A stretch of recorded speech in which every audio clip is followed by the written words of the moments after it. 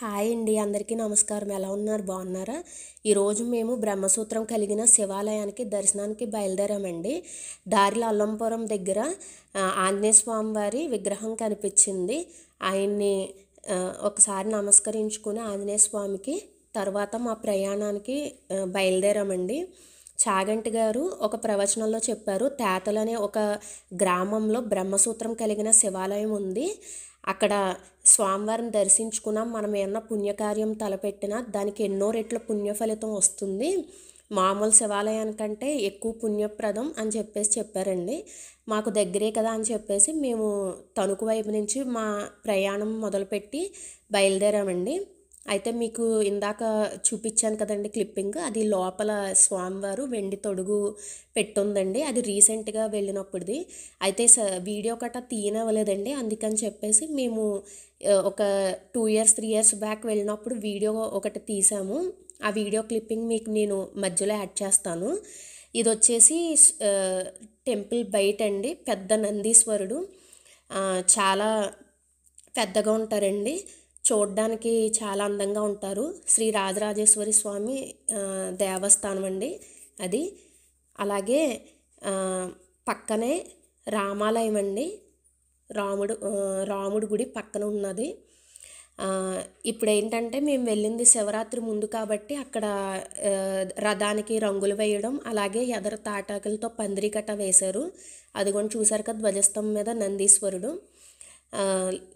తర్వాత నేను లాస్ట్లో మీ క్లిప్పింగ్స్ గట్రా యాడ్ చేస్తానండి. లోపల శివలింగాన్ని, అలాగే బయట పెంకిటిల్లు కింద కనిపిస్తుంది కదండి, అక్కడ నటరాజస్వామి, వినాయకుడు, నారీశ్వరుడు, ఇలాగ అందరి దేవతలు ఉంటారు. చాలా అందంగా ఉంటారు. చూడండి నందీశ్వరుడు ఎంతో పెద్దగా చాలా అందంగా ఉన్నారు. ఇది వచ్చేసి తొరకు 2 years బ్యాక్ మేము వెళ్ళినప్పుడు తీసిన పిక్స్ అండి, మీరు చూస్తారని పెట్టాను. బయటికి టెంపుల్ అలాగా ఒక ఇల్లు కింద ఉంటుందండి. ఇది వచ్చేసి శివ కళ్యాణం దండి, గుడి లోపల ఉంటుంది ఇది. గోడకి బయట నుంచి అయితే మీకు టెంపుల్ ఈ విధంగా కనిపిస్తుందండి, ఇల్లు కింద ఉంటుంది. అయితే ఈ గుడికి సంబంధించి నాకు తెలిసిన ఒక చిన్నది మీకు చెప్తామనుకుంటున్నాను. అది ఏంటంటే ఆంధ్ర మహాభారతాన్ని రచించిన నన్నయ్య గారు రాజరాజ నరేంద్రుని యొక్క ఆస్థాన కవి. ఆయన ప్రేరణతో రాజరాజ నరేంద్రుడు నిర్మించిన శివాలయాల్లో తేతలి రాజేశ్వర స్వామి శివాలయం కూడా ఒకటంటండి. అయితే స్వయంభూ శివలింగానికి ఎదురుగా 2 నందులు ఉండడం ఇక్కడ ప్రత్యేకత అంటండి. అయితే ఒకానొక టైంలో గ్రామంలో గర్భిణీ స్త్రీలు చాలా ఇబ్బందులు పడేవారంటండి, పురిటి నొప్పులు వచ్చాక కాన్పవడానికి. అయితే దాన్ని గమనించిన వేద పండితులు కటాను గుడిలో ఉన్న నందీశ్వరుడిని పడమర దిక్కు వైపు నుంచి తూర్పు దిక్కుగా తిప్పారంటండి. అలాగని చెప్పేసి విన్నాను. ఇప్పుడు మీరు వీడియో క్లిప్పింగ్లో చూస్తుంది ఏంటంటే రామాలయం లోపలండి ఆంజనేయ స్వామి, అలాగే ఇంకోవైపు వినాయకుడు ఉంటారు. మొత్తం తులసివనం అండి. ఇప్పుడు శివాలయం పక్కకే రామాలయం ఉంది, తులసివనం. అలాగే చూడడానికి చాలా ఆహ్లాదకరంగా ఉంది, చాలా అందంగా ఉందండి. ఆ తులసివనం మధ్యలోనే ఒక సాయిబాబా గుడి, అలాగే కృష్ణుడు కూడా ఉన్నాడు.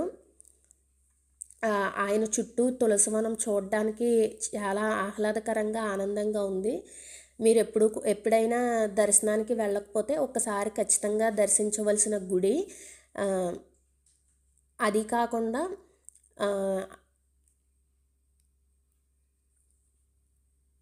ఇదంతా తులసివనం అండి. అలాగే తులసివనంతో పాటు చాలా రకాల పువ్వుల మొక్కలు కూడా వేశారు. రకరకాల పువ్వుల మొక్కలు ఉన్నాయి. శివాలయం దర్శించుకున్న తర్వాత ఇక్కడ రామాలయానికి కూడా వెళ్ళి దర్శించుకుంటారంటండి. ఇది కూడా చాలా పురాతనమైన గుడి అంట. చాలా అందంగా ఉందండి.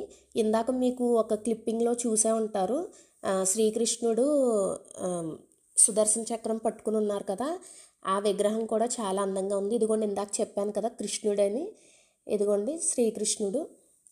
చుట్టూతా తులసివనం మధ్యలో కట్టారండి మందిరం చిన్నది. చాలా అందంగా ఉన్నారు స్వామివారు కూడాను. అదండి బ్రహ్మసూత్రం కలిగిన శివలింగం కోసం మీరు శివాలయం దర్శనం కోసం ఏమన్నా వెతుకుతుంటే తేతలి తప్పకుండా విచ్చేసి స్వామివారిని దర్శనం చేసుకోండి. తెలుసో తెలియక ఏమైనా తప్పులు చెప్పుంటే మన్నించండి. ఇదిగోండి స్వామివారి వీడియో క్లిప్పింగ్.